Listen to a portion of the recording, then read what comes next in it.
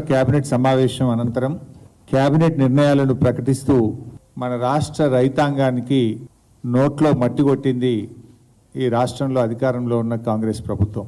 సన్నవడ్లకు మాత్రమే బోనస్ చెల్లిస్తామని కాంగ్రెస్ ప్రభుత్వం కేబినెట్లో నిర్ణయం తీసుకొని రైతాంగాన్ని దగా చేసింది. కాంగ్రెస్ పార్టీ మేనిఫెస్టోలో అన్ని పంటలకు 500 రూపాయల బోనస్ ఇస్తామని, వడ్లకు 500 రూపాయల బోనస్ ఇస్తామని చెప్పి ఈ రోజు సన్నవడ్లకు మాత్రమే బోనస్ చెల్లిస్తామని చెప్పడం ఇది కాంగ్రెస్ పార్టీ మోసానికి పరాకాష్ట. రాష్ట్రంలో 90% పైగా దొడ్డు వడ్లు పండిస్తారని తెలిసి బోనస్ భారాన్ని తప్పించుకునేందుకు కాంగ్రెస్ పార్టీ ఈరోజు కేవలం సన్నవడ్లకు మాత్రమే బోనస్ చెల్లిస్తామని చెప్తా ఉన్నారు.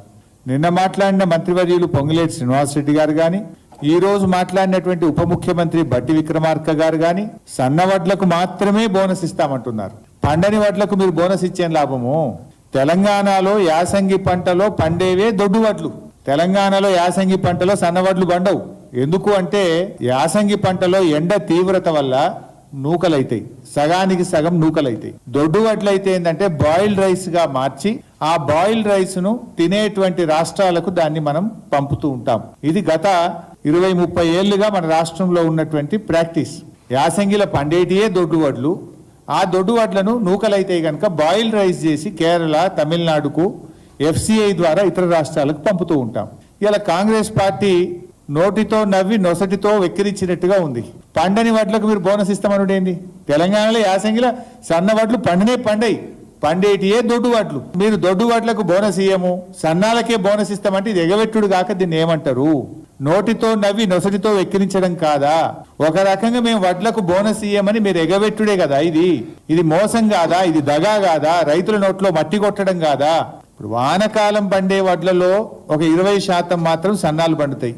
యాసంగిలో దాదాపు 99% దొడ్డే పడతాయి. అంటే పండని వడ్లకు బోనస్ ఇస్తామంటడం అంటే పండే వడ్లకు ఎగబెట్టుడే కదా.